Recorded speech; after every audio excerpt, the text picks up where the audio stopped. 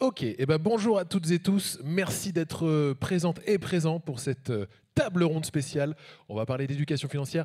Merci à ceux qui sont en live avec nous. On pense fort à vous, bien sûr. N'hésitez surtout pas si vous avez la moindre question. Le chat est là pour ça. On pourra y répondre en direct. Donc surtout, il ne faut pas hésiter, les amis. On pense à vous, les athlètes qui nous regardent et les autres aussi, bien sûr. Cette conférence, cette table ronde est faite pour vous. Donc n'hésitez surtout pas. Et on y répondra pendant ce live, bien sûr. Ceux qui sont avec moi, eh bien ici même, est-ce que ça va ? Une ambiance sur ce plateau incroyable. On va la refaire. Est-ce que ça va aujourd'hui? Est-ce que vous allez bien? Waouh! Calmez-vous, vous êtes beaucoup trop chaud. Je plaisante, bien sûr. Alors, on va parler, donc je disais, d'éducation financière pour les athlètes de haut niveau. Comment ça se passe avant, pendant, après? On va tout décortiquer. Cette action est mise en place par ONE. Alors, ONE, je veux quand même vous rappeler que c'est un acteur majeur du financement en Europe, bien sûr. Les trois métiers de ONE sont de financer et assurer le commerce, mais aussi lutter contre la fraude. Et ça, on en a bien besoin en ce moment. Cet événement est donc organisé par ONE, vous l'aurez compris, mais également par le soutien du groupe BPCE. Alors, pour introduire cette table ronde, je ne vais pas le faire tout seul, bien sûr, il faut quelqu'un de beaucoup plus qualifié que moi, parce que je ne suis que l'animateur. Et pour ce faire, je vais vous demander d'accueillir et d'applaudir Laurence Laborde, s'il vous plaît.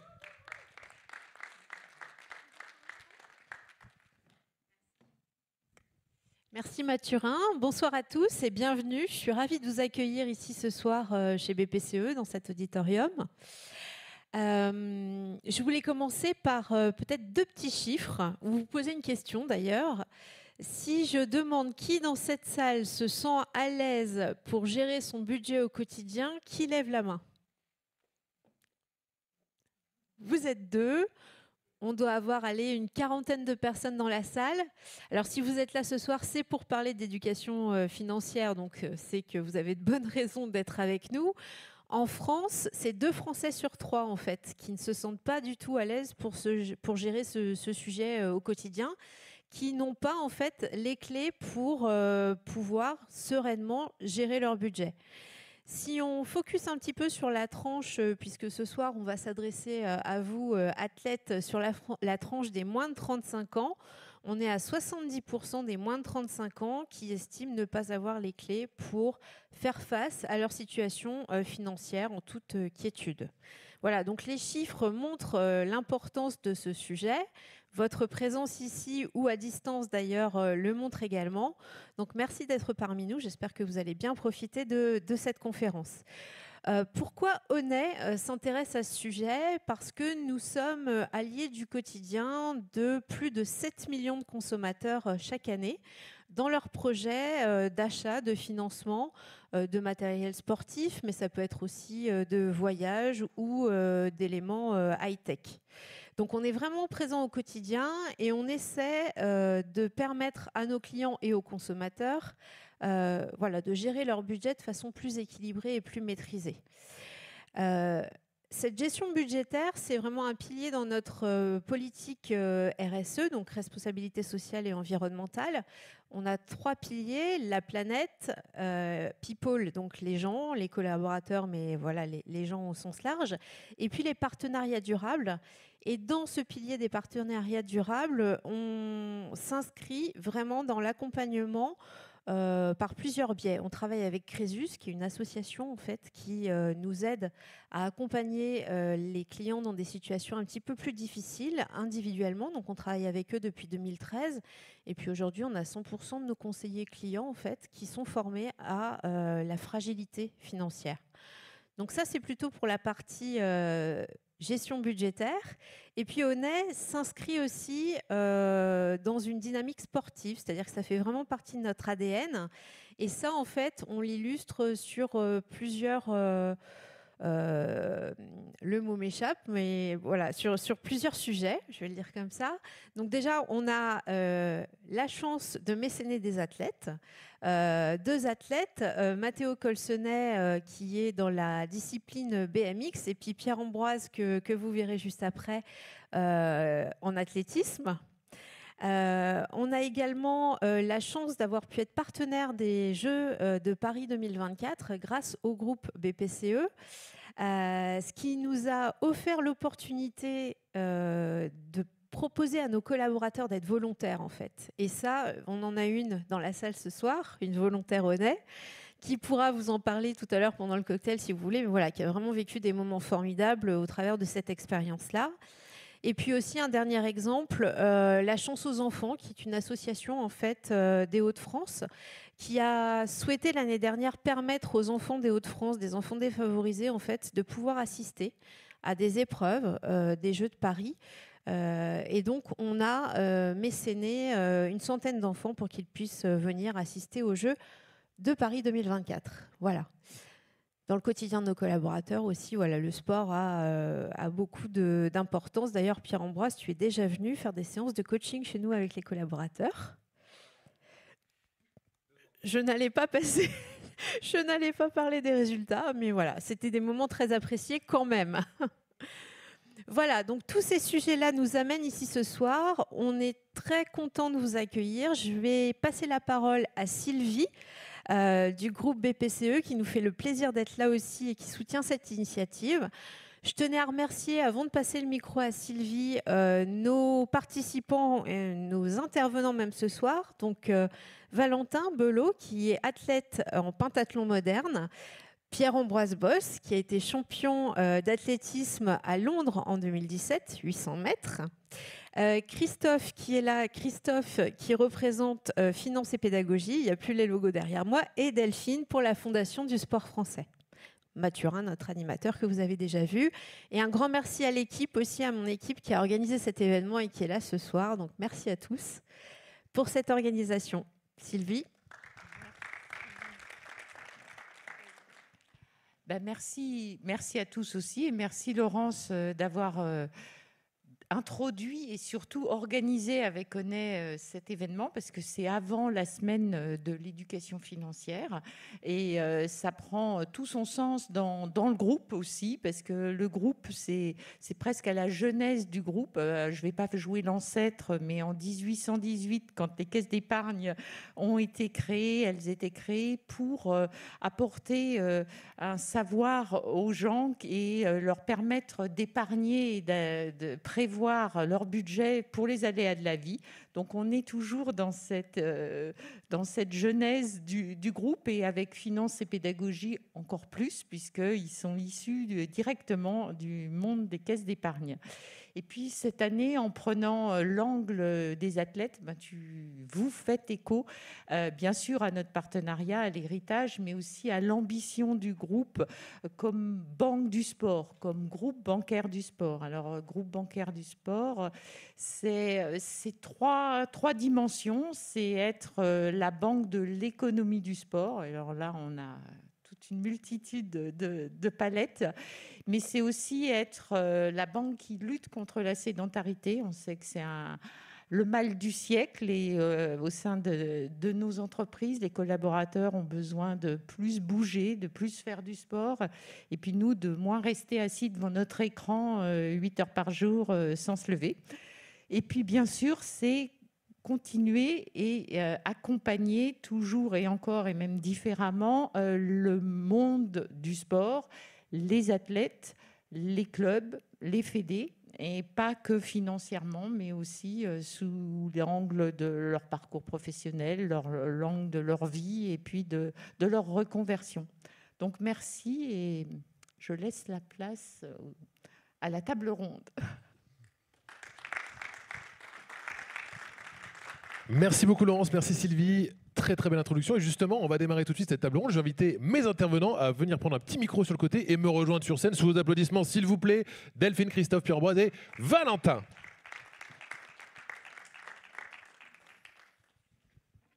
Les copains, je vous ai pas attendu, je me suis déjà installé. Allez-y, venez, rejoignez-moi.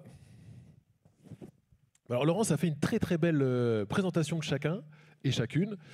Mais on va se refaire l'exercice quand même. Voilà, petit challenge très rapidement. On va commencer honneur aux dames, bien sûr, avec toi Delphine, si tu veux bien. Petit tour de table, justement. Qui êtes-vous et que faites-vous? Bonjour à tous. Delphine Almeida, donc je suis responsable des partenariats à la Fondation du Sport Français. C'est comme ça, on m'entend mieux comme ça. Donc je suis à la Fondation du Sport Français depuis un peu plus d'1 an.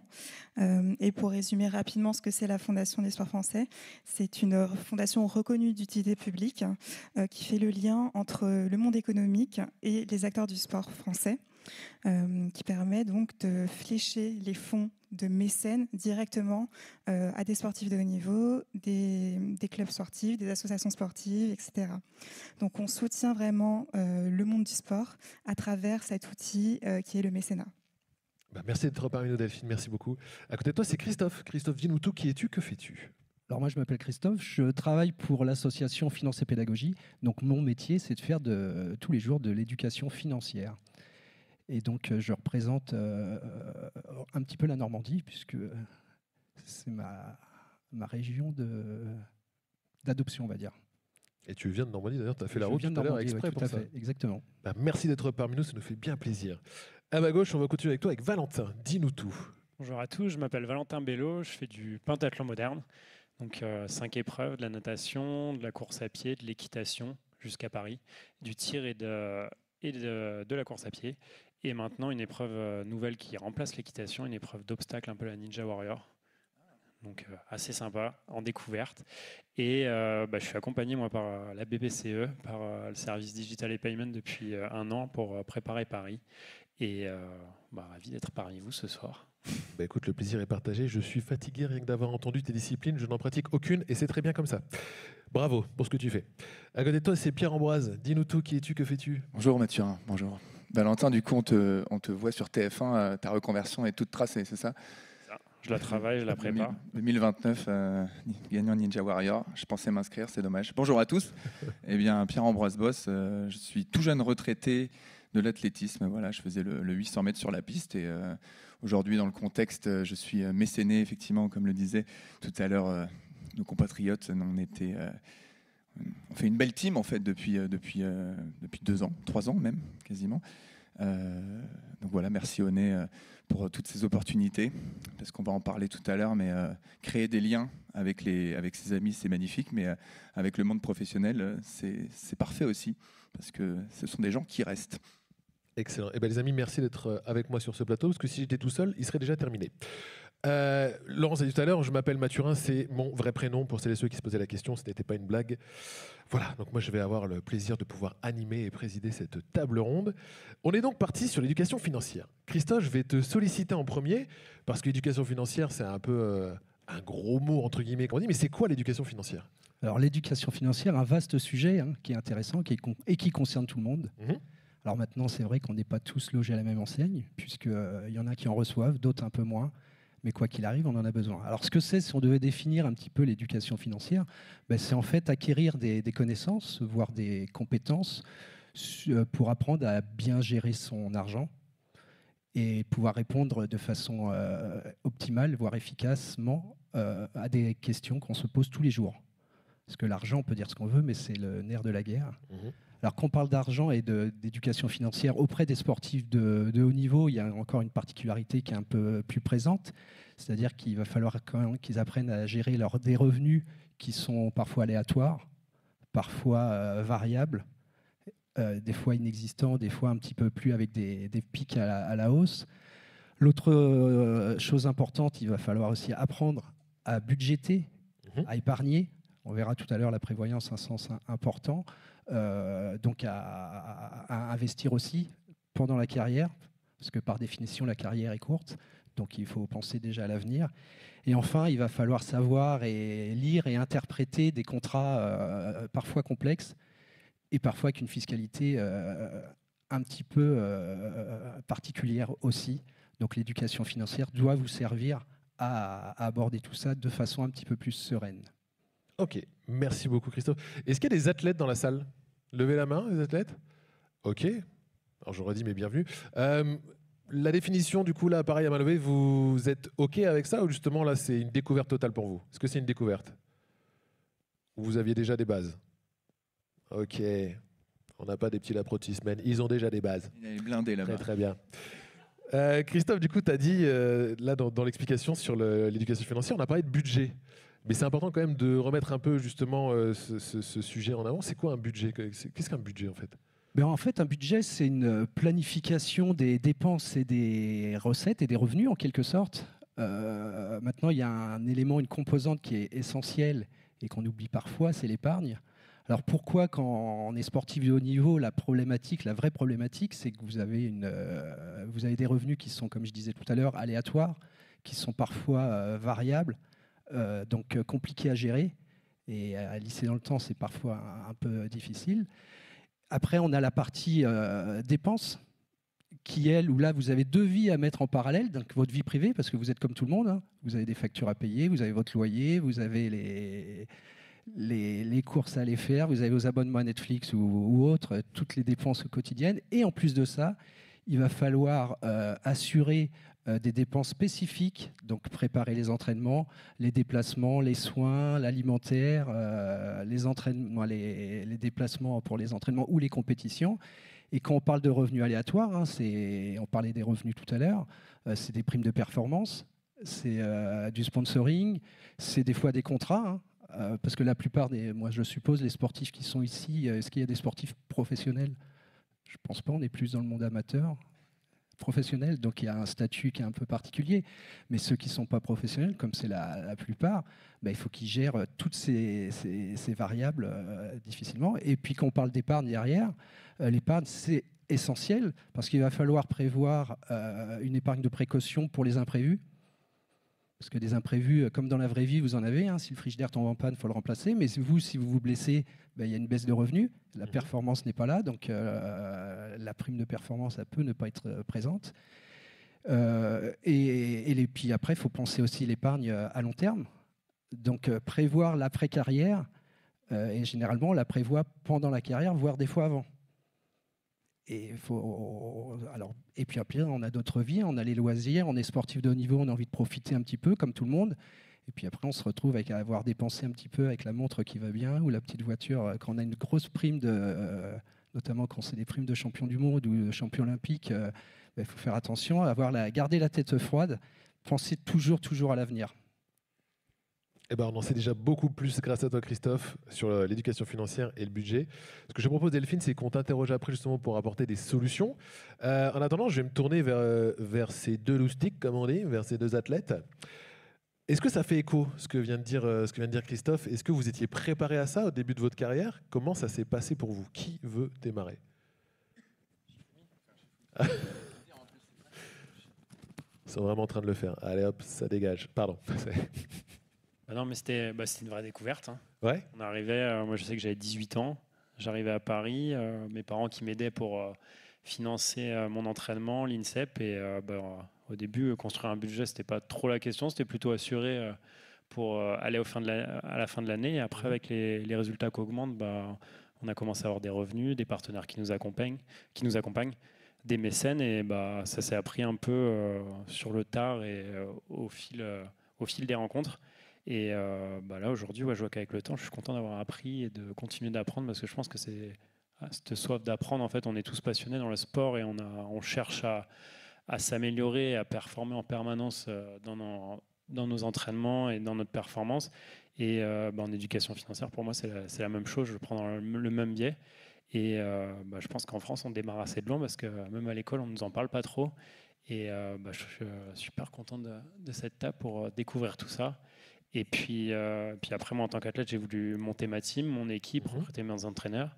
Donc, ça fait multiplier le budget, multiplier les dépenses.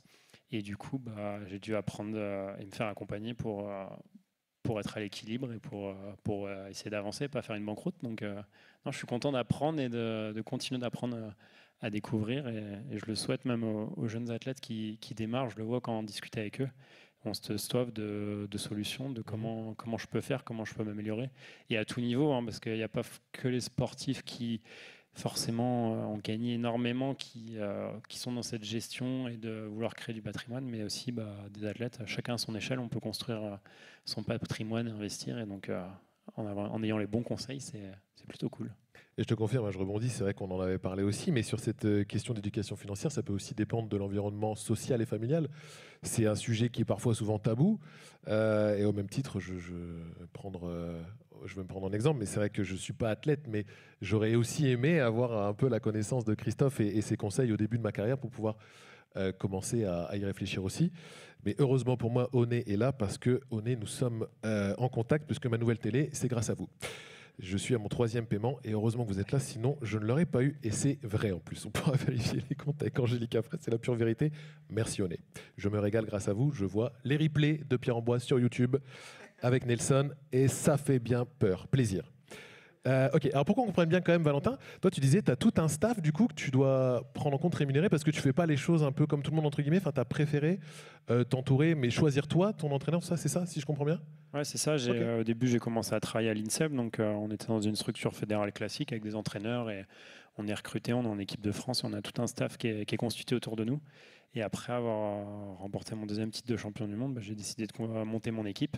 Mais ça veut dire recruter des gens, choisir des lieux d'entraînement et tout ça, ça mobilise des budgets, ça mobilise du temps, de l'argent. Et du coup, grâce à mes mécènes, grâce à mes partenaires, j'ai investi dans ma performance. Je crois que c'est ça, tous les contrats au moment où j'ai gagné, j'aurais pu aussi le dépenser et améliorer mon train de vie. Mais moi, j'ai voulu investir une grande partie dans ma performance. Et avoir les bons conseils pour le faire, c'est plutôt cool parce que cette liberté m'a permis de regagner des compétitions derrière.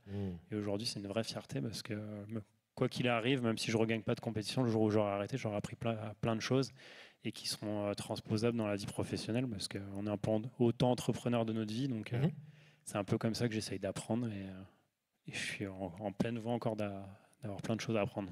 Et c'est ce que j'allais dire, tu as dit le mot auto-entrepreneur, mais c'est vrai que du coup, là, tu avais carrément cette casquette. Et même si tu continues d'apprendre et que tu es très content, et moi aussi, d'être avec nous sur la table ronde, tu as quand même déjà cette maturité. Tu l'avais déjà aussi pour t'entourer correctement. Donc, bravo pour ça, parce que c'est assez impressionnant. Merci de ton retour et ta sincérité. Ce que je veux dire, c'est que je commençais de zéro. Hein. Ben oui, c'est ça le truc. Vraiment, à 18 ans, je ne savais rien. Et puis, je pense qu'il faut oser poser des questions. Je sais que c'est comme ça que j'ai progressé en sport. Je suis allé voir des athlètes qui avaient mieux réussi, qui avaient déjà parfait. Et je leur posais des questions. Tu fais quoi de tes primes? Comment tu gères un peu? Et essayer de s'inspirer d'athlètes qui nous plaisent aussi, parce qu'il y a différents profils d'athlètes. Et quand on peut questionner ou lire, parce qu'on a la chance aujourd'hui avec les réseaux, tout ça, on peut vachement s'informer. Et j'ai commencé à apprendre comme ça. Et ça, c'est accessible à tout le monde. C'est ça aussi. On n'est pas obligé de rentrer dans des cours, dans des formations financières.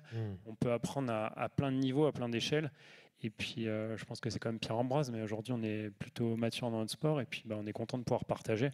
Je sais que ce que les grands m'ont donné quand j'étais jeune, j'ai envie à mon tour de pouvoir le partager.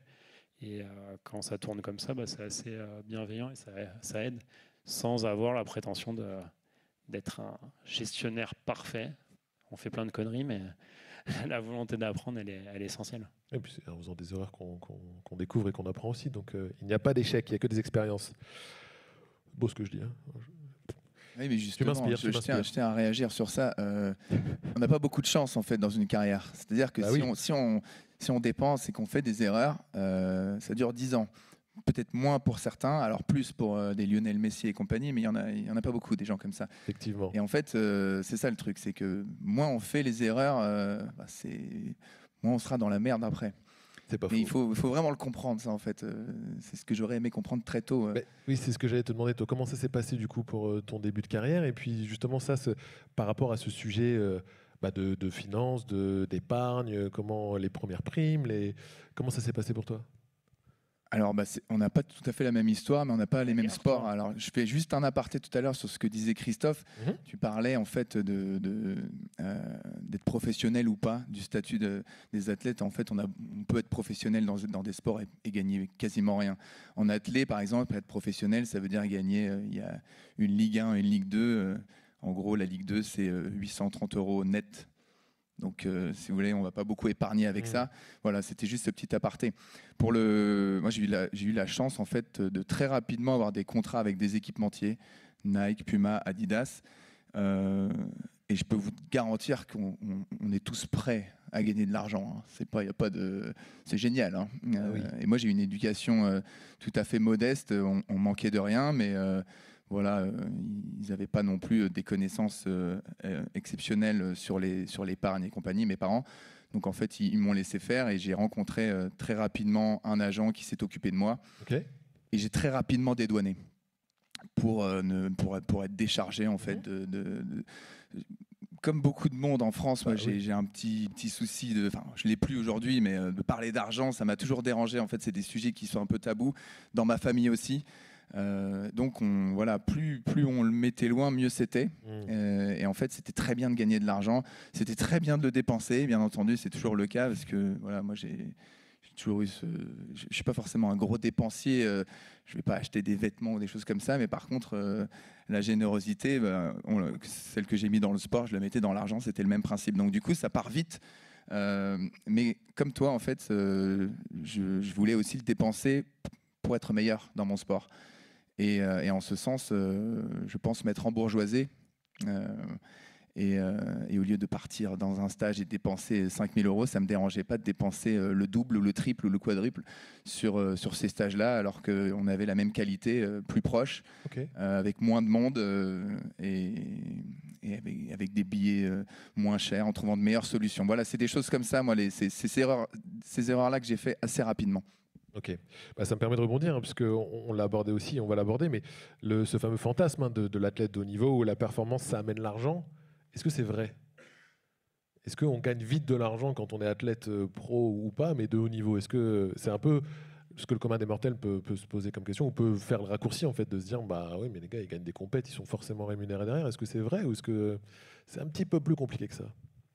C'est beaucoup plus compliqué, ouais. Je crois qu'il y a un gros fantasme, mais même moi je l'avais. Hein, quand à 14 ans, je me suis dit si je fais champion du monde ou champion olympique, ça y est, ma vie va être déverrouillée, j'aurai plus de questions financières à me poser, tout roulera. C'est ce que tu te disais aussi, toi? Je l'avais vraiment en rêve. Hein. Et c'était vraiment, je me suis dit, ça va arriver.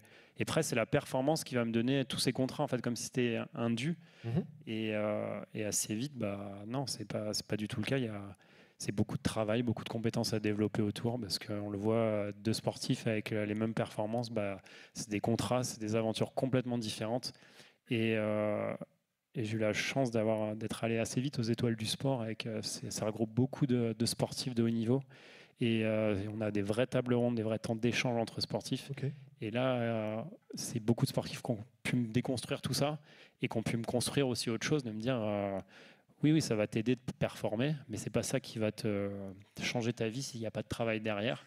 Et du coup, j'ai tout de suite commencé à essayer de travailler à mon échelle, parce que on le voit aujourd'hui, hein, mais un peu les partenaires, les entreprises qui nous accompagnent, elles accompagnent des histoires, elles n'accompagnent pas un champion du monde, elles accompagnent une histoire, un athlète avec un projet de vie, qu'est-ce qui s'est passé, comment tu as grandi. Et c'est ça, je pense, qui est important en tant que sportif. Pour moi, ce que j'ai envie de partager, c'est que chaque sportif a son histoire, et en la racontant, c'est là qu'on peut amener du monde, et avec toute sa générosité, accompagner et créer des belles histoires. Et là, on ne sera plus dans le fantasme, mais dans la réalité. Ouais. Mais ça ne vient pas du jour au lendemain non plus, ça prend quand même, j'imagine, un certain temps. Ouais, il faut du temps. Ouais. Qu'est-ce que ça te fait, toi, Christophe, d'entendre là les témoignages de Pierre-Ambroise et de Valentin par rapport à ça? Mais en fait, je me suis aperçu, et c'est vrai qu'on en parle souvent, parce que prendre des décisions financières, il n'y a pas que l'éducation financière qui va influencer nos décisions. Il y a aussi comment on est construit, nous, puisqu'on est tous un peu différents. L'approche vis-à-vis de l'argent, l'approche vis-à-vis le comportement qu'on a vis-à-vis de l'argent, on est tous individuellement. On a des approches qui nous sont propres et qui nous sont complètement individuelles. Pierre-Ambroise disait qu'il avait une tendance peut-être à un peu être dépensier. Peut-être que d'autres sont économes. D'autres, si je vous posais la question, pour vous, l'argent, ça représente quoi? Il y en a qui vont me dire c'est la sécurité, d'autres c'est le stress, d'autres c'est le pouvoir, d'autres c'est l'économie, la consommation, les possibilités.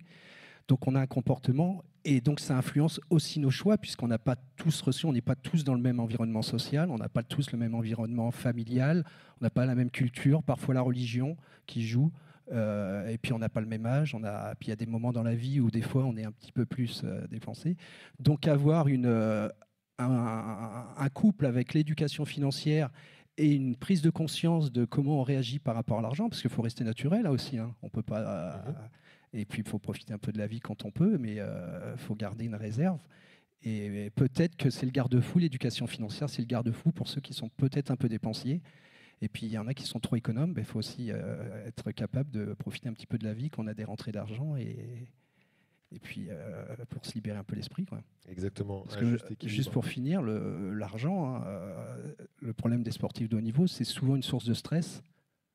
Et le stress, pour une performance, c'est tout, mais il faut être à 100%, il faut être optimum, que ce soit dans sa tête. Parce qu'avec du stress, on dort moins bien, on mange moins bien peut-être. Et la préparation et la performance, c'est une des sources des revenus de toute façon. Donc c'est un peu le cercle vicieux. Ouais, complètement. Merci beaucoup, Christophe. Et justement, Delphine, là, depuis tout à l'heure, on parle de cette importance de pouvoir capitaliser et puis aussi de pouvoir peut-être pas épargner dès le départ, mais en tout cas d'avoir cette conscience, cette ouverture d'esprit. On ne veut pas faire peur non plus à notre auditoire, mais justement, quels sont les dispositifs qui sont mis en place pour pouvoir mieux gérer ces revenus et qu'est-ce que vous proposez du coup de ton côté ? Alors déjà, je préciserai que la génération sportive actuelle, vous êtes une génération qui est très accompagnée et qui n'a, je pense, jamais été aussi bien accompagnée. Et il y a une multitude d'outils qui vous permettent justement d'avoir des sources de revenus en parallèle de votre carrière sportive, de votre entraînement, etc. Ce qui n'a pas été un luxe dans ces dernières années. Donc nous, à la Fondation des sports français, on a créé le pacte de performance. C'est Thierry Braillard, ancien ministre des Sports, qui l'a créé et mis en œuvre en 2014. Donc là, on accompagne plus de 650 sportifs. L'idée derrière ce pacte de performance, qui est un outil parmi d'autres, c'est une relation entre un mécène, une entreprise, et un sportif de haut niveau qui permettent justement de recevoir une bourse d'une manière régulière pour avoir ce temps libéré en fait, pour pouvoir mieux performer sur le terrain et pour pouvoir tout simplement pouvoir s'entraîner d'une manière beaucoup plus sereine. Donc ça, c'est pacte de performance. On a également développé un autre outil qui s'appelle Soutien ton sportif. C'est un système de cagnotage qui permet justement de mobiliser le réseau local pour pouvoir récupérer quelques fonds justement pour financer le double projet. D'ailleurs, ça peut être un projet sportif, mais également un projet professionnel pour anticiper justement son après-carrière.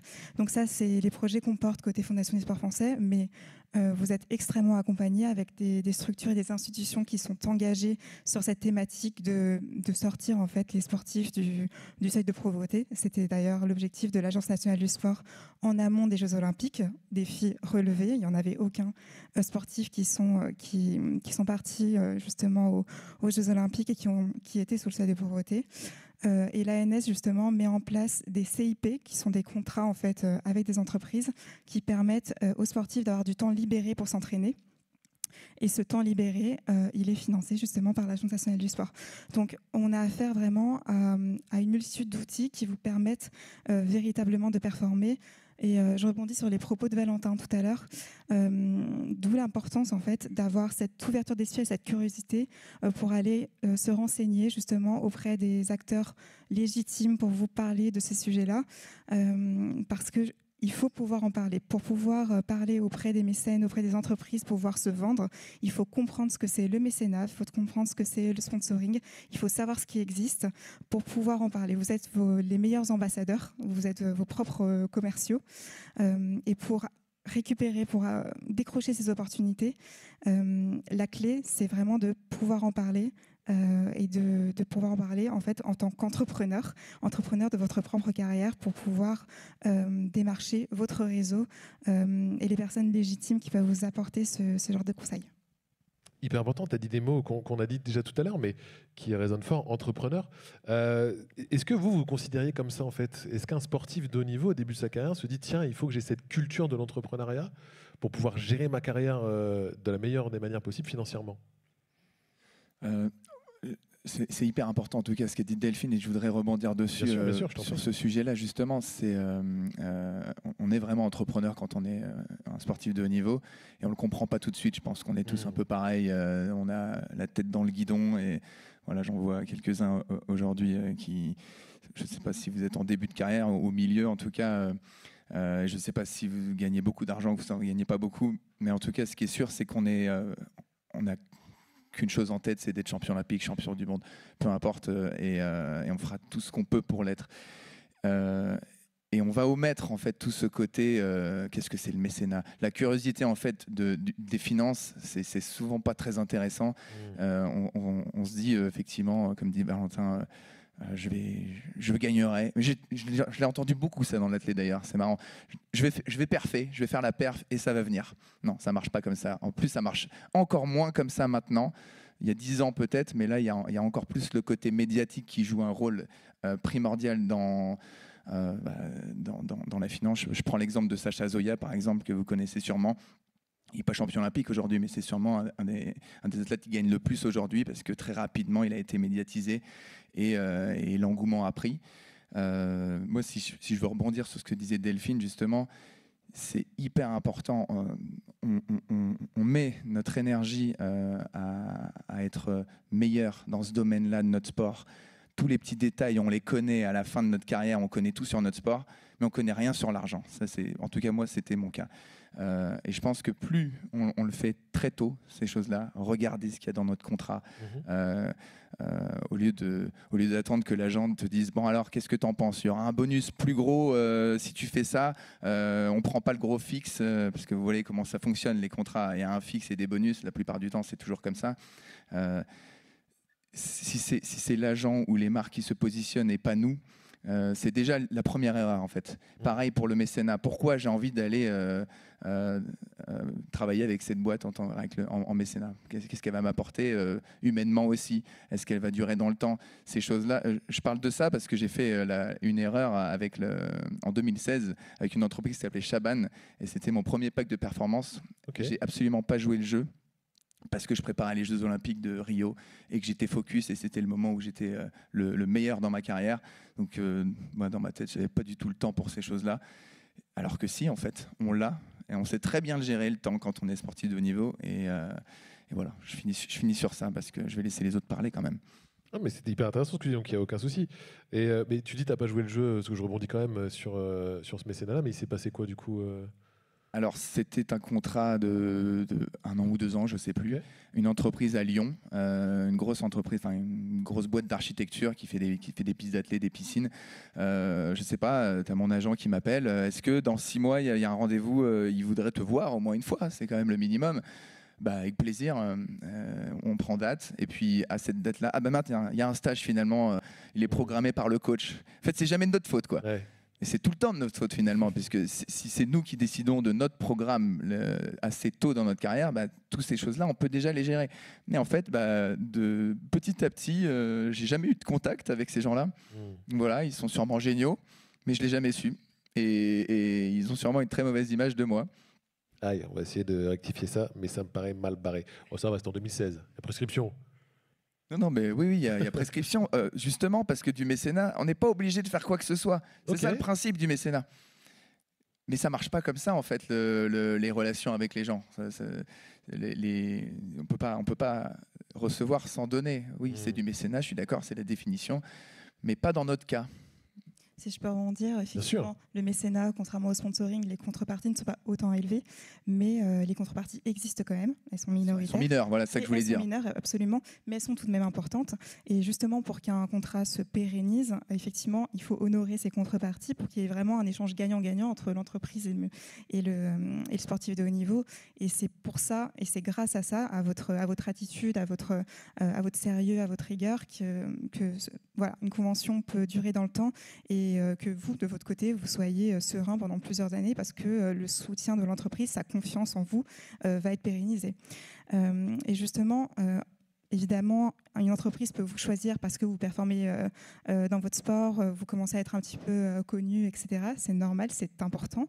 Vous allez être sélectionné pour les JO ou quoi. Mais par contre, ça ne suffit pas. Effectivement, il y a un engagement, il y a des valeurs qui doivent transparaître. Il y a un storytelling à créer, comme on en parlait juste avant avec Valentin, qui est pas le plus important, mais quasiment quand même.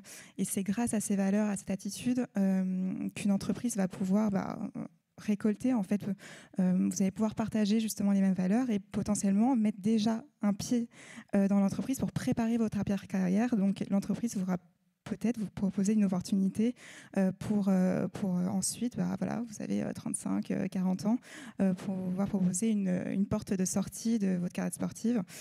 On sait bien que voilà, ça reste une petite mort, cette fin de carrière. Donc, anticipez le plus tôt possible avec la meilleure image que vous renvoyez auprès du réseau professionnel.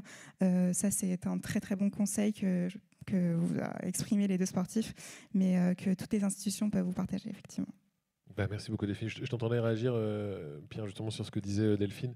La fin de carrière, c'est ce que tu as ressenti aussi, toi Une petite mort, ouais, bien sûr. Ouais. C'est ce que je disais à Valentin. Si tu n'as pas fait tout ce que tu voulais faire dans ta carrière, s'il y a un soupçon de regret, c'est une petite mort, c'est sûr. À titre personnel, en tout cas, ça en était une. Ok. Bon, ça va, ça se passe. Je sais que moi, sur le truc regret, que j'essaye de m'appliquer et que j'avais discuté avec des anciens athlètes, c'est que si tu as tout tenté, que tu as mis ta pied, en fait, tu as beau pas avoir atteint les étoiles comme tu voulais, en fait, tu es tranquille parce que tu auras tout tenté. Si tu n'es pas allé au bout d'une idée, que tu n'es pas allé au bout d'une expertise que tu voulais pousser, là, tu peux partir avec des regrets. Après, si tu as mis le maximum, en fait, faut rester humble. En fait, tu es allé où tu devais aller. Et c'est ça que j'essaye de m'appliquer, parce que c'est vrai qu'à chaque fois que les sportifs partent de petites morts, j'essaye de fuir ça. C'est sûrement parce que ça me fait peur. J'imagine. Mais avec des idées comme ça, quand on est allé au bout de quelque chose, on ne sait pas ce que notre carrière va nous réserver, mais si on a tout mis, en fait, on finira serein, en fait, serein et prêt à enchaîner sur la suite. Enfin, moi, je sais que c'est ce que j'essaye pour être plus tranquille au quotidien. Et parce que sinon, petite mort, ça fait peur, quoi. Je le différencie des regrets. C'est pas de l'amertume pour le coup. C'est là où tu as raison de faire les distinctions. Et justement, si on parle d'éducation financière, on peut avoir des regrets justement en regardant en arrière sur ce qu'on a fait avec notre argent. Parce qu'effectivement, on a tout mis. C'est évident, c'est notre raison de vivre pendant des années, le sport et notre sport. Mais on oublie ces aspects-là, justement. Et quand on a fini la carrière et qu'on se retourne, c'est là qu'on les voit, les erreurs, justement, financières. Et on se dit pas, j'ai fait une erreur là, j'aurais pu gagner cette course, j'aurais pu être tant.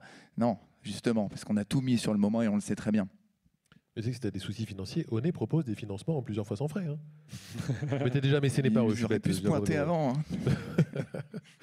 On parlait de mécène justement, mais est-ce que les experts ont un conseil? Comment on fait pour bien choisir un mécénat? Est-ce que déjà on peut choisir, ou est-ce qu'on prend ce qu'il y a parce qu'on a un peu peur justement de ne pas pouvoir? Comment ça se passe, ça?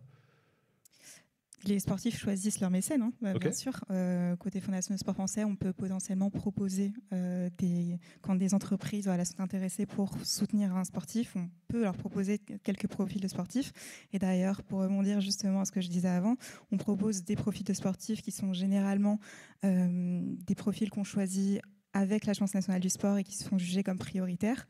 On a quand même une sorte d'équité par rapport à ça, mais souvent, les mécènes ont des critères bien particuliers.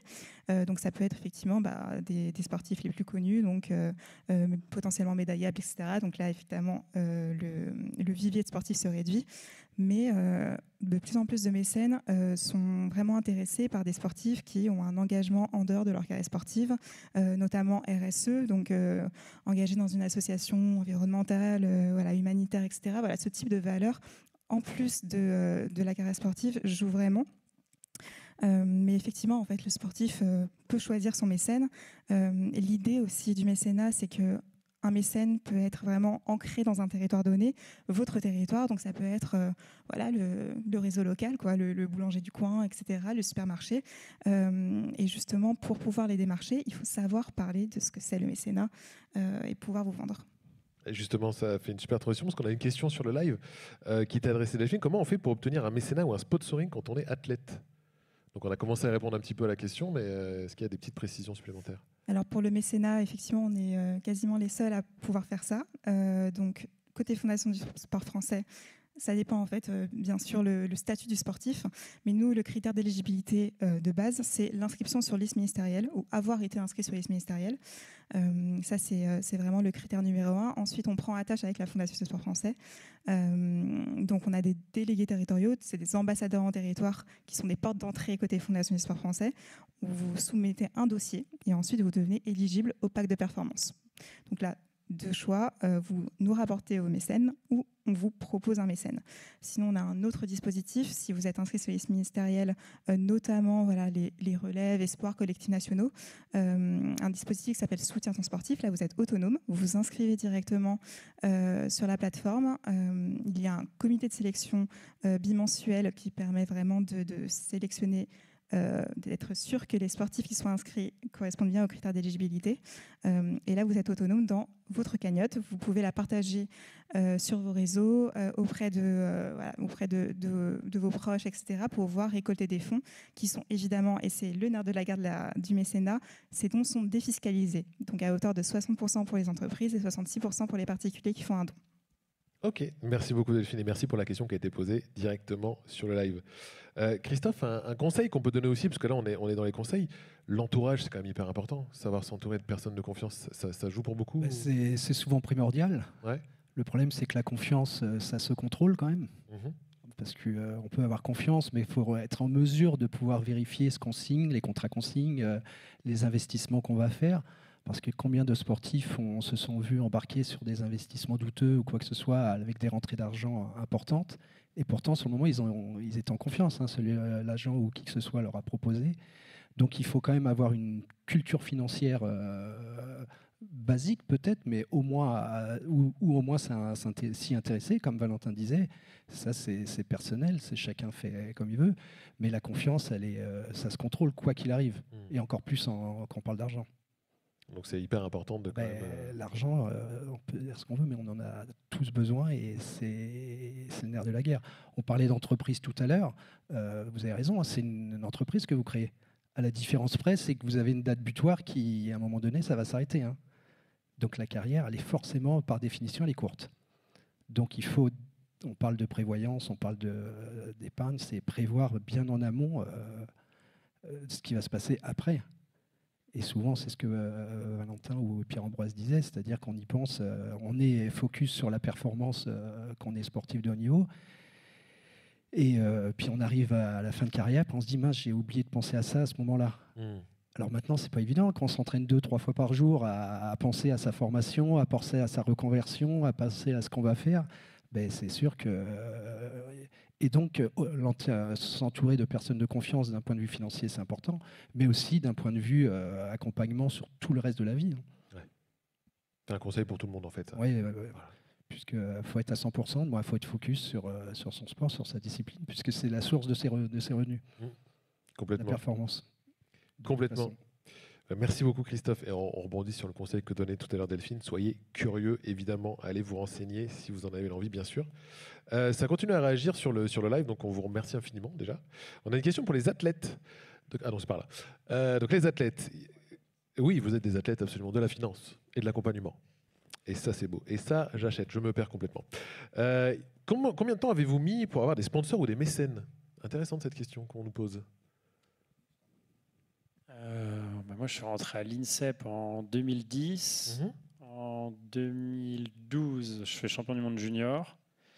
Et derrière, j'ai candidaté pour intégrer l'armée de champions, qui est un des gros partenaires des sports sportifs français.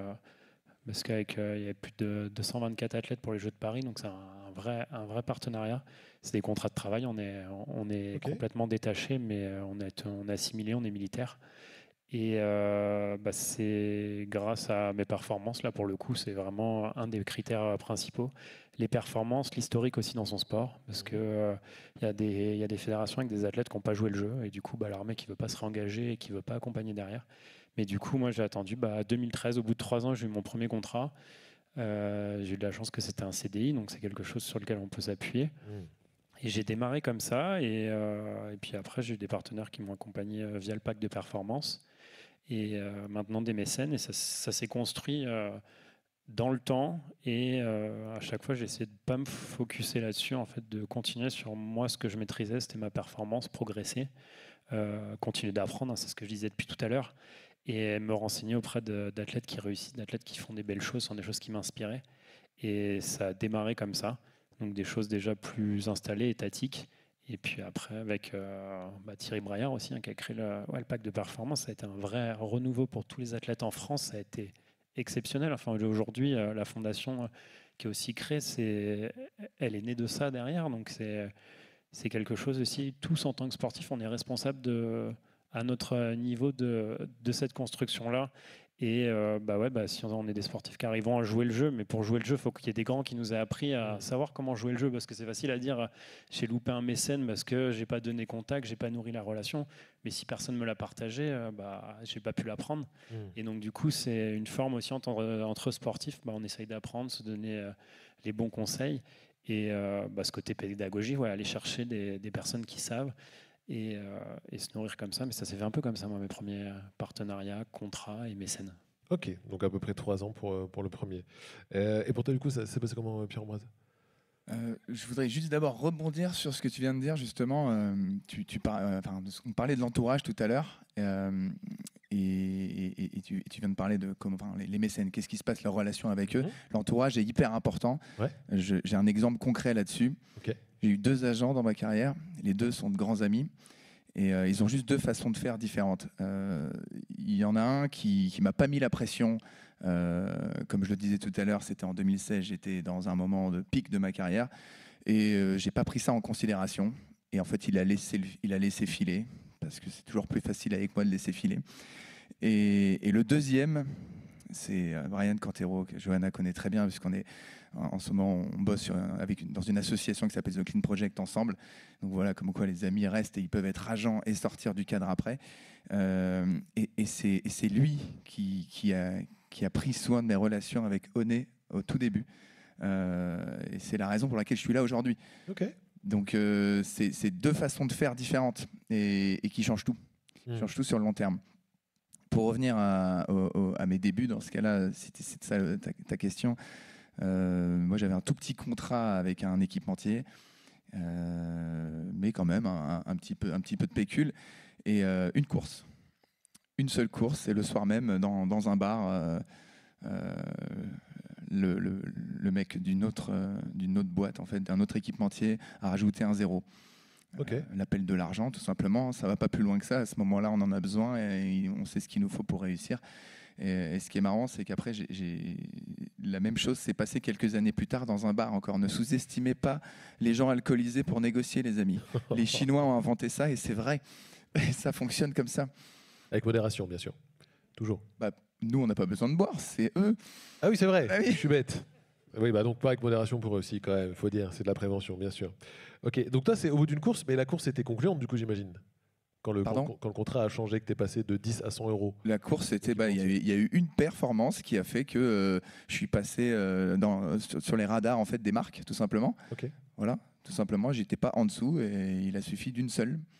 Bon, là, il y a un potentiel, comme tu disais Delphine tout à l'heure, il y a un potentiel, potentiellement, lui, il peut être champion du monde un jour, champion d'Europe peut-être.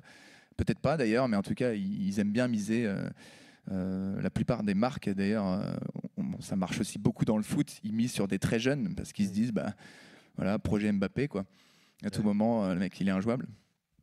Pas faux, c'est vrai. Et, je tiens à signaler que la plupart des sportifs sont effectivement sous le seuil de pauvreté. Voilà, donc le régime qui a été inventé par Thierry Braillard, c'est vraiment une clé et un gros moteur pour les sportifs parce que faire une carrière en se disant qu'est-ce que je vais manger demain, c'est très compliqué, quoi. Ah, ça doit être horrible, en effet. J'ai bien fait de le rappeler. C'est important. On a une question aussi sur le chat, Delphine. Pour c'est une catégorie. Les listés espoirs peuvent-ils bénéficier d'un pack de performance aussi? Pour les listés espoirs, du coup. Espoirs et collègues nationaux, oui, bien sûr. Ils sont éligibles, mais c'est sous couvert de l'avis du comité de sélection. Mais sinon, oui, tout à fait, ils sont éligibles à nos dispositifs. Absolument. Ok, super. Il est temps aussi pour nous, peut-être dans la salle, est-ce qu'il y en a parmi vous, dans le public, qui avaient des questions à poser, soit aux athlètes, soit à nos experts en finance et accompagnement? N'hésitez pas, ils sont là pour ça, donc c'est le moment où jamais. Si vous avez une question. Oui, monsieur. Alors, on va même vous apporter un micro parce qu'on est opérationnel. On a Leïla. Et on peut applaudir Leïla, s'il vous plaît, qui fait un travail exceptionnel. On peut l'applaudir. Merci beaucoup. Une petite foulée pour monter les marches aussi, si on est sur le sport. Bonjour, Henrik Monrach, journaliste aux Échos, et j'ai une question pour à la fois les experts et les sportifs, qui concerne plus la retraite des sportifs de haut niveau. On sait que, vous l'avez dit, c'est une carrière compliquée, l'argent est compliqué à gérer. Justement, quel est l'état de la retraite des sportifs de haut niveau? Est-ce qu'on a des chiffres là-dessus?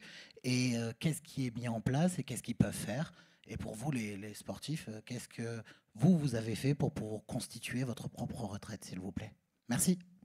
Merci à vous pour cette question. On commence avec les experts. Est-ce qu'on a des chiffres du coup sur comment ça se passe pour la carrière d'un athlète et comment on fait pour l'accompagner? Alors, je n'ai pas les chiffres au niveau national sur les sportifs en retraite. Je sais juste effectivement qu'il y a une liste spéciale, la liste reconversion, quand les sportifs arrêtent leur carrière et ne sont pas tout à fait sur le marché du travail. Cette transition-là, elle est formalisée par une liste ministérielle, donc c'est déjà une première étape. Ensuite, effectivement, pour cotiser pour la retraite aussi, c'est aussi ça le sujet. L'inscription sur liste ministérielle est indispensable, mais effectivement, elle est limitée dans le temps. Mais le nombre d'années d'inscription sur liste ministérielle permet de cotiser pour sa retraite. Ok. Et du coup, est-ce qu'on a peut-être des conseils aussi pour donner pour Oui, alors peut-être une fin de aussi. carrière, comme on a dit, c'est une carrière courte. Quoi qu'il arrive, il faut trouver une structure pour continuer à cotiser. Faut bien rappeler qu'un trimestre cotisé, c'est pas le nombre de jours travaillés, c'est l'équivalent de 1749 € de revenus. Donc beaucoup de sportifs de haut niveau créent des structures, que ce soit des entreprises individuelles, pour pouvoir continuer à cotiser et pouvoir percevoir une retraite à terme. Et tout ça, ça se prépare bien entendu en amont, hein. Donc c'est toujours la difficulté de vivre deux vies en même temps et penser à l'avenir, alors que quand on est dans la performance, on n'y pense pas. Mais la retraite, c'est un sujet qui est primordial. Alors je crois que depuis quelques années, ils cotisent, mais il y a quelques années de ça, il n'y avait aucune cotisation pour les sportifs de haut niveau, hein. C'est assez récent que maintenant, vous avez un statut qui vous permet de cotiser quand même. Merci beaucoup pour ces éléments Le de réponse. statut il a évolué, je crois que c'est en 2010. Jusqu'à 2010, il y avait 0 cotisation. Ah ouais. Depuis, il y a la possibilité de cotiser, mais je ne suis pas précis, mais je crois que c'est maximum de 5 à 8 ans. Et il faut à vérifier les chiffres. Et en gros, une année de sportif de niveau, c'est une demi-année cotisée. Dans cette limite-là, des 4-5 ans. Donc selon si on est rentré jeune sur liste, moi c'était le cas. Je crois que vers 24-25 ans, j'étais arrivé au maximum de ce dispositif. Okay. Aujourd'hui, j'ai 32 ans, ça fait 7 ans que finalement je ne cotise plus via ce dispositif. Donc on passait de rien à ça, donc c'est un premier effort. Et après, comme je leur disais, via l'Armée de Champions, c'est un CDI, donc je cotise. Donc aussi via nos contrats, on peut se mettre à cotiser.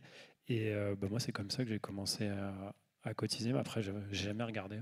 Je ne sais pas combien j'ai de trimestres, combien. C'est des choses, il faut s'entourer des bonnes personnes pour les quantifier, et selon différents organismes aussi, parce que si on a sa société, on cotise différemment. Et tout ça, je dirais que j'y connais rien. Enfin, j'ai peut-être ces petites bases, mais je ne saurais pas dire combien j'ai de trimestres. Et il y a le côté, essayer d'investir. Après, je ne sais pas comment toi tu. Alors, dans mon esprit, on cotise, effectivement, il y a plusieurs choses, hein. Je prends mon exemple, j'avais une société d'image. Voilà, cet argent-là, déjà, elle servait uniquement à investir l'argent qui rentrait dedans. Par contre, on cotise si on est sportif professionnel seulement. Et ce n'est pas tous les sports, je pense. Donc, comme je disais tout à l'heure, en athlée, on parle de 1 300 € peut-être pour les top, l'élite. Et en fait, je peux bien en parler parce que je suis en plein dedans. Bah oui. Donc, je peux vous dire qu'on a le droit de toucher le chômage après sa carrière. Donc, on doit donner, comme n'importe quelle entreprise, en fait, et c'est même une CSP. Donc, c'est plus que le chômage, en vérité. Mais on a 21 jours. Et c'est là où je ne suis pas forcément d'accord avec toi, Christophe. On l'anticipe pas, ce truc-là. La fin de carrière, elle peut arriver à tout moment, quoi. Ça peut basculer du jour au lendemain. C'est à peu près ce qui s'est passé pour moi. Autre chose que je voulais dire, qui est assez important, et là, Johanna, tu vas m'aider. Comment ça s'appelle il y a un biais de sportifs de haut niveau. On n'a pas forcément besoin de faire la formation entière. Non, tu l'as pas. Je devais le faire cet été là pour être. C'est pas le CAPES, c'est le. Oui, là. Eh ben, ça tombe bien parce que j'ai pas la réponse. C'est un acronyme en 4 lettres, là je l'ai pas. Je vais essayer de vous le décrire, c'est hyper simple, tout le monde connaît certainement dans cette salle. Disons que je veux être coach sportif, habilité à être coach dans une salle ou acheter une salle moi-même. Il me faut un diplôme, le BPGEPS. Et ce diplôme-là, quand tu as été sportif de haut niveau, tu peux basculer, et là je ne trouve pas l'acronyme. Comment ? Exactement, la VAE, c'est ça que je cherchais tout simplement. Merci madame. D'acquis d'expérience, c'est ça. Et donc on peut en bénéficier bien tardivement, je sais, parce qu'il y a une athlète dont je tairai le nom qui a 40 ans aujourd'hui et qui en bénéficie aujourd'hui. Donc les fédérations, elles valident encore ces choses-là. Donc ça reste gage de... On peut souffler quand même. Bien sûr, on ne parle pas d'argent, de retraite, mais on parle de compétences, de ce qu'on va pouvoir faire. Donc il y a ça au moins, c'est une sorte de bagage de sécurité. Ouais. Une petite bouée dans l'océan, quoi. Petit matelas, quoi. Mathurin, excuse-moi, on a une question ici. Oui, bien sûr. Je ne sais pas si c'est fini sur la retraite. Oui, vous pouvez y aller, bien sûr. Ok. Donc moi, Vincent, je suis le papa de 2 enfants qui font du haut niveau. Ok, félicitations. Oui, ok. Alors, j'allais dire j'y suis pour rien. Et en fait, pour le coup, là, on a parlé de la retraite. Et c'est vrai que donc moi, ils ont 16 ans et 13 ans. sont sur liste ministérielle. Il y en a un pour qui j'ai déposé d'ailleurs voilà, un dossier sur soutien ton sportif. Je ne vous cache pas que ça n'amène pas grand monde, parce que le storytelling pour un gamin qui a 13 ans, pas évident. Et donc, moi, ma question, en fait, pour le coup, et je suis peut-être un peu hors sujet, parce qu'on est sur l'éducation financière, donc ça suppose déjà d'avoir de l'argent. Moi, l'idée, c'est comment on fait pour pousser les gamins qui ont des capacités, des appétences à être sportifs de haut niveau ou à donner tout sur un terrain. Comment on fait quand on est issu d'une famille pas favorisée, parce que voilà, certains sports, quand même, clairement demandent de l'argent.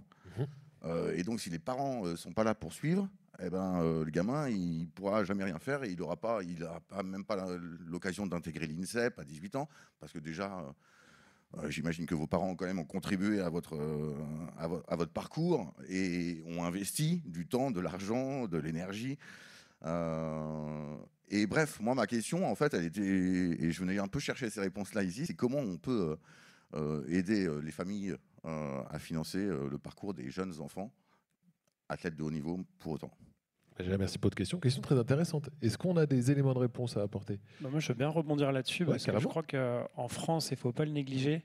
Il y a le tissu associatif qui est vraiment là. Et moi, mes parents, à part me prendre une licence pour du pentathlon moderne qui coûtait moins de 200 €, et aujourd'hui, via le passeport, on peut même avoir ces financements de licences qui sont là. Ou comme la clé, on peut démarrer sans avoir d'argent, même nos familles.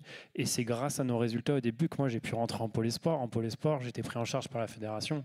Derrière, j'ai pu intégrer l'INSEP. Donc non, je roulais pas sur l'or. Non, je pouvais pas loger en dehors de l'INSEP, mais j'ai pu, grâce à mes performances, vivre à l'INSEP, c'est-à-dire vivre à Paris, avoir un double projet, avoir des études à côté. Et ça, faut pas le négliger et il faut le mettre les choses à l'endroit. Moi, c'est comme ça que je suis venu au sport de haut niveau. C'est pas en ayant un projet pour me soutenir ma carrière, soutenir mes compétitions. C'est très bien qu'il y ait tout ça autour. Au début, il y a vraiment ce côté-là performance et simplement passer les niveaux en faisant champion régional, champion français. Et c'est comme ça qu'on passe ces petits niveaux. Et après, oui, on va pouvoir revenir à parler de retraite, d'investissement, de contrat. Mais commencer par cette performance-là. Et en France, on a vraiment beaucoup d'associations. Moi, je le vois, je suis au club de la VG à Saint-Maur. C'est plus de 10 000 adhérents. Énormément de sections, il y a tout un tissu avec même des gens tout autour, ce tissu associatif, des gens qui veulent nous aider, nous accompagner. Et on a la chance de pouvoir faire du sport en France, pouvoir s'émanciper via le sport sans avoir cette barrière financière en fait. Alors, à moins, je ne fais pas de sport automobile ou de sport. Ouais, mais je sais qu'il y a beaucoup de sports où on n'a pas besoin au tout début d'avoir beaucoup de moyens. Alors effectivement, moi je ne connais pas tous les sports et je comprends bien que l'athlétisme ou le foot, on achète, enfin je vais stigmatiser un peu ou schématiser, mais on achète des chaussures. Il y a des sports qui clairement méritent plus d'argent. Vous parlez de Saint-Maur, il y a une académie de badminton, en l'occurrence à Saint-Maur. Demandez à l'académie de badminton quelle est la dépense par enfant et ce que doivent faire les parents pour permettre à des gamins qui font ce sport-là, mais il y en a sûrement plein d'autres. Je vous confirme qu'il y a des sports qui demandent quand même beaucoup plus d'investissement de la part des parents, de la famille, de l'entourage. Vous avez bien fait d'alerter aussi. On espère qu'on aura pu donner quelques éléments de réponse quand même grâce aux associations. Ça reste léger, mais on espère que... Ouais, mais ça reste, c'est vrai, des facteurs humains la plupart du temps pour certains sports. On se doute bien aujourd'hui, par exemple, je pense au vélo. Un vélo, il n'y en a pas en dessous de 15 000 €, par exemple, avec les derniers trucs en carbone et compagnie. Si on n'a pas le club au bon moment, avec la personne, le président du club ou le coach qui va t'aider, effectivement, en France, il y a beaucoup de limites à ce niveau-là. Et ça se retranscrit d'ailleurs sur les médailles derrière. On en a moins sur d'autres sports, justement pour cette raison-là. Et ça reste très limité pour ça. Mais quand même, je reste de ton avis sur le coût du pôle espoir, parce que j'ai vécu la même chose. Pareil, mes parents n'avaient pas masse d'argent, et pourtant, mais ça reste des sports. Voilà, il n'y a pas de badminton, je crois. On est très vite recruté, par contre, à 14-15 ans. Au foot, c'est même plus tôt. D'ailleurs, au foot, il y a beaucoup d'enfants qui viennent de... ils n'étaient pas forcément favorisés au départ, mais pourtant, à 13 ans, ils étaient recrutés. Et puis, terminé, voilà, ils mettent tout le monde de côté. Exactement. Merci en tout cas de nous avoir témoigné ça. Et courage pour la suite, pour les deux athlètes que vous avez. Bravo. Les amis, il est déjà 19h55. On a une dernière question. Une dernière question ? Allez. Bonsoir. Michael Munoz, donc je suis ancien dirigeant chez Nike aux US et maintenant nouveau dirigeant de Trajectoire Performance qui, depuis 20 ans, accompagne les athlètes dans leur reconversion professionnelle ici en France. Une observation et une question. Une observation, c'est que j'ai eu l'occasion dans les précédentes fonctions de rencontrer plein de sportifs aux US notamment, pour qui la question financière faisait partie de la carrière. C'est-à-dire qu'il n'y avait aucun tabou sur l'argent. C'était quelque chose pour lequel ils étaient éduqués dès le plus jeune âge. L'entourage était également très éduqué, de manière à ce que chaque relation ait un intérêt à long terme dans la reconversion qu'ils allaient avoir ou les contrats qu'ils allaient signer. Donc je pense qu'il y a plein d'inspirations à prendre, pas toujours bonne des États-Unis, mais celle-ci, en l'occurrence, cette éducation financière a fait qu'un tas d'athlètes ont pu prendre leur retraite après leur carrière ou au moins se reconvertir dans de très bonnes conditions, parce qu'on sait que la majeure partie des athlètes, finalement, doit continuer de travailler post-carrière, quoi. Donc, ce n'est pas le cas des LeBron James ou des Kobe Bryant ou des Michael Jordan qui étaient avec nous, mais ça fait partie de la vie. La question... maintenant, dans ma nouvelle responsabilité pour accompagner ces athlètes ici en France, c'est comment sensibiliser les athlètes au bon moment dans leur carrière pour qu'ils pensent long terme à ce qu'il va advenir à la fin de cette carrière ou lors d'une blessure. Ma frustration aujourd'hui, c'est que la majeure partie des athlètes attendent d'être au moment où ça y est, la carrière se termine pour se poser ces questions-là. Comment on fait pour sensibiliser ou à qui parler avec qui il faut se connecter, parce que c'est quelque chose, on l'a compris aujourd'hui, hein. Pierre-Ambroise, tu en parlais beaucoup, on investit beaucoup dans la carrière pendant qu'on est en carrière pour performer, mais on se rend compte qu'après coup, la chute peut être un peu brutale. Donc donnez-moi des idées, des pistes, parce que c'est ce qu'on a envie de faire, quoi. Écoute, merci pour cette question. Et on a justement deux experts qui sont là. On les disait depuis tout à l'heure, mais je vais donner peut-être un élément de réponse. C'est comment on fait pour sensibiliser. J'ai l'impression que c'est plutôt l'inverse. C'est comment un athlète, à quel moment l'athlète doit se poser ces questions-là plutôt. Et j'ai l'impression que c'est plus facile si l'athlète vient vers ces structures que les structures viennent vers l'athlète, si j'ai bien compris. Mais comment on fait du coup et à quel moment on se tourne vers ces solutions? Alors déjà, un élément de réponse, c'est qu'on est dans une situation où de plus en plus d'acteurs du sport sont quand même sensibilisés à ces questions-là, même les institutions. Par exemple, les fédérations sportives ont quasiment toutes un responsable du suivi socio-professionnel de chaque athlète. Donc normalement, au sein des fédérations, et c'est pareil au sein de l'INSEP, il y a vraiment des interlocuteurs clés qui peuvent normalement vraiment parler de ces sujets-là aux sportifs, même les plus jeunes d'ailleurs, peu importe leur âge. Donc voilà, il y a quand même des acteurs qui sont bien engagés. Donc après, c'est ce type d'événement aussi, voilà, ce type de table ronde où on invite plein de sportifs. Nous, côté Fondation Sport Français, on fait régulièrement des webinaires où on parle de nos dispositifs, on sensibilise aussi là-dessus. Idem pour l'ANS. Donc voilà, je pense que si on se mobilise tous de l'écosystème sportif à parler de ces sujets, à montrer que c'est important de viser long terme pour les sportifs. Je pense que c'est comme ça qu'on y arrivera, c'est en répétant ce message-là. Tu as quelque chose à rajouter peut-être, Christophe? Oui, tout à fait. Oui. En fait, nous, l'éducation financière, c'est notre métier, donc on fait des interventions en collectif. Alors c'est plus difficile avec les sportifs de haut niveau de faire des interventions ou formations sur l'éducation financière, sur des thématiques bien particulières. On sait qu'ils sont un peu électrons libres, donc entre les formations, entre les entraînements, entre les compétitions. Par contre, on fait aussi de l'accompagnement individuel et qui est tout à fait adapté pour ces sportifs-là. Et là, on va donc on fait, c'est plus du coaching, je dirais, l'accompagnement individuel, mais quelque part, on les accompagne aussi pour qu'ils prennent conscience de ce qu'on peut faire, ce qu'il faut faire et comment se comporter aussi. Et puis prendre le temps, ça veut dire se poser un petit peu, parce que le coaching c'est ça, c'est se poser et puis mettre un cadre et puis avancer sur leur réflexion, c'est à eux de réfléchir et puis on les accompagne. Mais on est formé pour ça aussi, donc l'accompagnement individuel c'est souvent une solution qui peut être pris en charge comme toute formation par les mécènes ou par autre chose aussi. Ça peut être un accord qui peut se traduire dans ce sens-là. Mais je suis d'accord avec vous, c'est-à-dire qu'on a en France l'argent c'est un peu tabou en général. Et dans d'autres pays, ça ne l'est pas. Et donc, on se crée des a priori, puis on se crée tout un tas de choses quand on ne parle pas suffisamment d'argent. Et puis, il y a des blocages, et puis on fait des erreurs, forcément, quoi. Donc ne pas hésiter à se tourner vers vos 2 structures pour pouvoir Exactement. avoir un maximum C'est d'informations. notre métier. Je veux bien rebondir là-dessus, mais je pense que c'est via l'école. Je pense avec Pierre Ambroise, c'est qu'aujourd'hui, il faut choisir en études supérieures de vouloir se former en finance pour étudier le sujet. Sauf que, on le voit, mais moi, il y a les finances, mais il y a les impôts, il y a plein de choses de la vie qu'on n'apprend pas à l'école et qui nous peinent et qui pourraient vraiment nous mettre, et la finance, en difficulté. Et c'est des choses que si on apprenait dès 12, 13 ans, 10 ans, des notions simples et concrète, et que ça fasse partie des matières au même titre que de l'histoire, du français, des mathématiques, parce que c'est tout aussi important, voire même plus important. C'est Pythagore, je m'en suis peut-être jamais resservi, mais tous les ans, je dois remplir mes impôts, je dois gérer mon budget, et c'est même plus important en fait.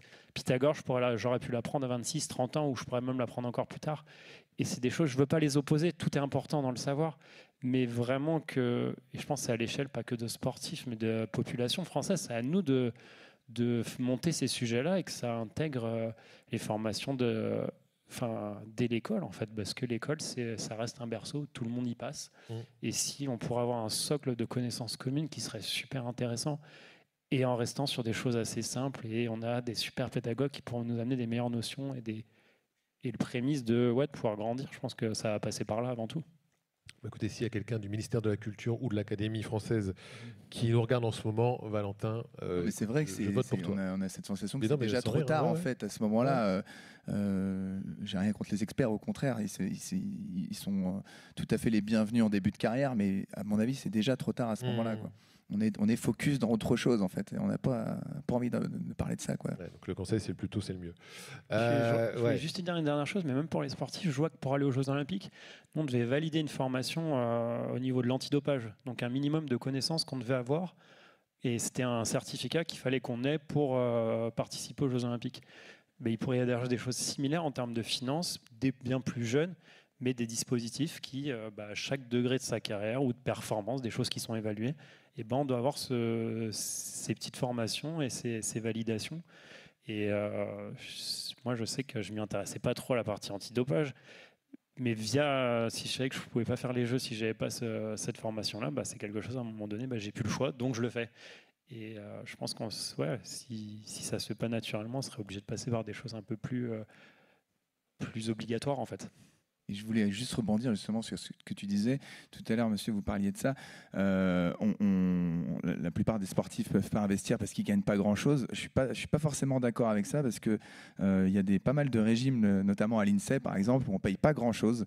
OK, on n'en gagne pas beaucoup, mais pour investir, si on investit très tôt, par exemple à 5% de rendement, on a beau avoir 5%, c'est peut-être 20 € par mois. Si on les investit à 18 ans, en fait, à 35, on est bien.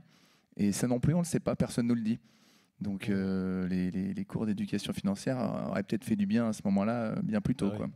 Tout à fait. On va prendre la dernière question très rapidement. Merci. Moi, j'ai une dernière question d'ordre très pratique. Donc, je suis sportive de haut niveau en voile et j'ai eu toutes ces problématiques de mécénat. Et je suis bien sûr en plein là-dedans. Et donc, j'ai eu des mécènes. Et par contre, au niveau contrat d'image, sponsoring, etc., je ne sais pas trop comment ça fonctionne. Est-ce que c'est des statuts auto-entrepreneurs? Est-ce qu'ils font monter une entreprise? Donc voilà, c'est cette question-là. Dans quel cadre légal est-ce qu'on peut faire du sponsoring ou du contrat d'image? Intéressante cette question. Moi, je peux répondre. Hein. Ouais. Je peux répondre parce que je l'ai vécu. J'ai vécu du mécénat et j'ai surtout vécu du sponsoring. Et rapidement dans ma carrière, en fait, on a le statut d'auto-entrepreneur, il est immédiat. Dès qu'on commence à gagner de l'argent, c'est ce qu'il faut. On nous demande de toute façon le cabis et compagnie, on n'a pas le choix. Ils ne peuvent pas nous payer. Il n'y a que le mécénat qui se fait comme ça et qui peut arriver sur un compte perso. Il n'y a pas d'impôt sur le revenu. Par contre, c'est très facile de passer du statut d'auto-entrepreneur à une entreprise individuelle ou une société d'image. Il suffit juste de gagner plus d'argent et le truc se fait automatiquement. En fait, il n'y a pas forcément besoin d'expert comptable pour le faire. Alors, c'est plus simple si on en a un, mais il faut le payer tous les mois. Et quand on n'a pas l'argent, c'est compliqué. Je sais qu'en voile, c'est particulier parce que vous avez besoin de beaucoup de sponsors. C'est eux qui payent les bateaux et compagnie. Enfin, je ne sais pas exactement comment ça se passe, mais j'imagine. Donc voilà, après, le choix de la société d'image, il est important à faire ou pas. Je prends l'exemple de Kevin Mayer, que tout le monde connaît, j'imagine. Lui, il n'a pas de société d'image. Il est resté sur une société, une entreprise individuelle, et ça lui va très bien. Pourtant, il gagne beaucoup d'argent. Moi, j'avais opté pour cette société d'image. D'ailleurs, c'était Delphine Verduyen qui est très connue, parce que c'est celle qui s'occupe des contrats de Teddy Riner, Mbappé et tout ça. Et à l'époque, j'avais fait appel à elle pour. Je me suis dit c'est la meilleure. Autant voir ce qu'elle a proposé. Elle m'avait proposé une société d'image.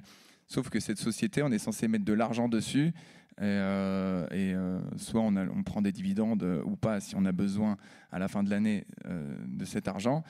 Mais l'idée, c'est de la garder dedans pour investir sur d'autres choses qui vont être sur le perso. Bon, je ne sais plus aujourd'hui combien c'est, mais à l'époque, c'était 33% d'impôt sur les sociétés. Et ce n'est pas ce que je payais du coup sur l'impôt sur le revenu. Mais cet argent-là, en fait, j'en dépensais trop de l'autre côté.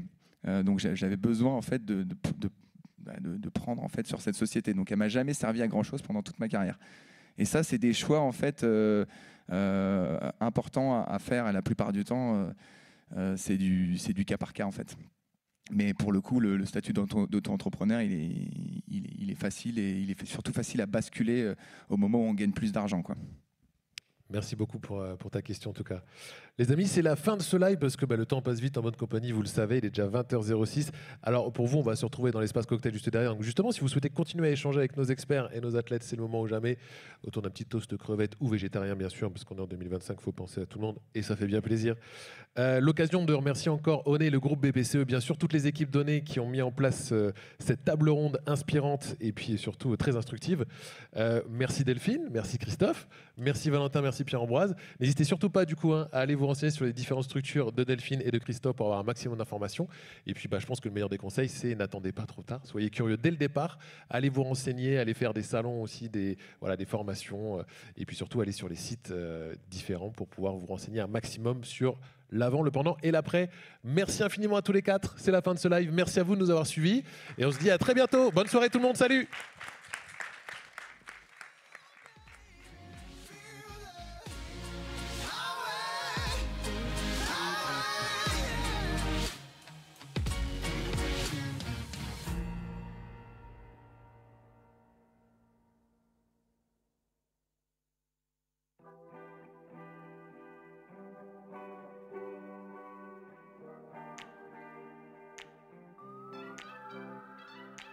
This rain cloud's gonna pour all night, and things look better in the morning light. And you could have gone left, and you could have gone right, and you should have gone anywhere. Forward flight, and I know it's all me. I've been trying to get help, finally free and arriving in the 12th. Find me lying, dying on the shelf. I was always lying to myself.